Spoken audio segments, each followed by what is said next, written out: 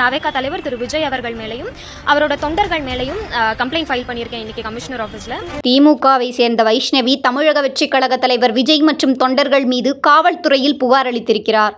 கோவை மாவட்டம் கவுண்டம்பாளையத்தை சேர்ந்த வைஷ்ணவி சமூக வலைதளங்களில் செயல்பட்டு வருபவர். கடந்த ஆண்டுகளில் தமிழக வெற்றிக் கழகத்தில் உறுப்பினராக இருந்த இவர் அந்த கட்சியிலிருந்து விலகி தற்போது திமுகவில் இணைந்து செயல்பட்டு வருகிறார். இந்த நிலையில் சமூக வலைதளங்களில் தன்னை குறித்து அவதூறான வீடியோக்கள் மற்றும் ஆபாசமான கருத்துக்கள் பரப்பப்படுவதாக கூறி தமிழக வெற்றிக் கழக தலைவர் விஜய் மற்றும் அந்த கட்சியின் சில உறுப்பினர்கள் மீது காவல்துறையில் புகார் பதிவு செய்துள்ளார். பின்னர் செய்தியாளர்களை சந்தித்த அவர், வைஷ்ணவி இன்று அரசியல் களத்தில் இளம்பெண்களின் பங்கேற்பு அதிகரித்து வரும் நிலையில் அவர்களை தவறாக சித்தரிப்பதும் கீழ்த்தரமான விமர்சனங்களில் ஈடுபடுவதும் கண்டிக்கத்தக்கது என தெரிவித்திருக்கிறார்.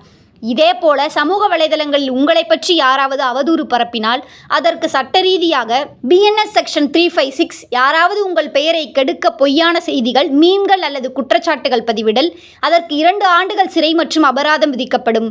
BNS செக்ஷன் 79 and 80, பெண்களின் மதிப்பை தாழ்த்த அவமதிக்க கேலிக்குரிய வகையில் மீம்கள் பதிவு செய்தல். BNS செக்ஷன் 72, யாராவது உங்கள் புகைப்படம், பெயர், வீடியோ, ஃபேக் ஐடி ஆகியவற்றை பயன்படுத்தி மீம்கள் பதிவிடுதல். BNS செக்ஷன் 72, பிறருடைய அடையாளத்தை தவறாக பயன்படுத்துவது. அது மட்டுமல்லாமல் தகவல் தொழில்நுட்ப சட்டம் 2000 IT ஆக்டின் கீழ் செக்ஷன் 67 சமூக வலைதளங்களில் தவறான அவதூறு பதிவுகள் பதிவிடுதல் போன்ற சட்டங்களின் கீழ் வழக்கு பதிவு செய்யலாம். இது போன்ற சட்ட ரீதியான தகவல்களை தெரிந்து கொள்ள ஐகான் லீகலுடன் இணைந்திருங்கள்.